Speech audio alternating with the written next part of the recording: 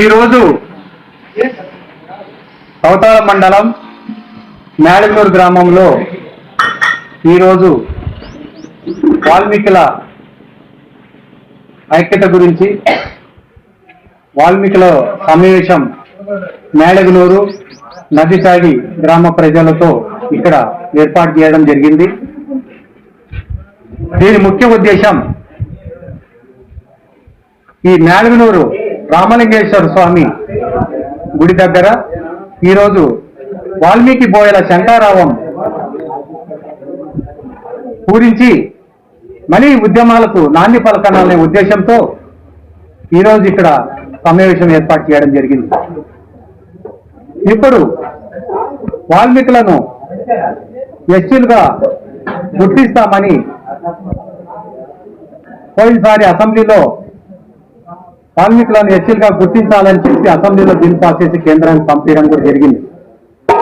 మరి అదే చంద్రబాబు నాయుడు గారే ఇప్పుడు ప్రస్తుతం ముఖ్యమంత్రిగా ఉన్నారు కాబట్టి ఎన్డీఏ కూటమి ప్రభుత్వం రాష్ట్రంలోనూ కేంద్రంలోనూ ఉంది కాబట్టి ఈసారి తప్పకుండా వాల్మీకులను ఎస్టీలుగా గుర్తించాలని మనం కేంద్ర రాష్ట్ర ప్రభుత్వాల మీద ఒత్తిడి తెచ్చి మన వాల్మీకుల ఎస్టీలాగా గుర్తించేంత వరకు పోరాటం చేయాలనే ఉద్దేశంతో ఈరోజు ఇక్కడ సమావేశం వాల్మీకుల సమావేశం ఏర్పాటు చేయడం జరిగింది. ఈ వాల్మీకుల సమావేశం ఈ రోజు నుంచి గ్రామాల పర్యటన, మండలాల పర్యటన, నియోజకవర్గ పర్యటన, తర్వాత పక్కల నియోజకవర్గాల పర్యటన, తర్వాత జిల్లా పర్యటన, ఇలాగా చేస్తూ ఈ ఉద్యమాన్ని ఉధృతం చేసుకుంటూ ముందుకు పోవాలనేది మా ఉద్దేశం. మేము గత 40 సంవత్సరాలుగా అల్పెరగాని పోరాటం చేస్తున్నాం. ఇప్పటికీ కూడా అది ఎక్కడ వేసిన గొంగళి అక్కడే ఉన్నట్టు అది కార్యరూపం దాల్చడం లేదు. కాబట్టి ఈసారి మాత్రం తప్పకుండా వాల్మీకులను ఎస్టీలుగా గుర్తించేంత వరకు మేము విశ్రమించాం. తప్పకుండా దీన్ని పోరాటం ద్వారా కానీ లాబింగ్ ద్వారా కానీ మేము చేసి తీరుతాం.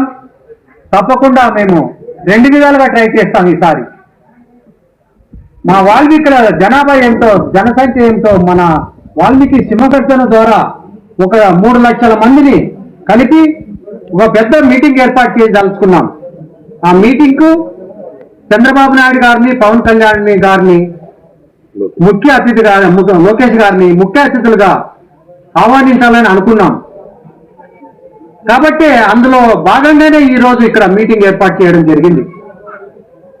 మనము జనాభా కూడగట్టాలంటే ప్రజల్ని, వాల్మీకుల బోయలని చైతన్యపరిచి, గ్రామాన చైతన్యపరిచి మనము అవేర్నెస్ చేయాల్సిన అవసరం ఎంతైనా ఉంది.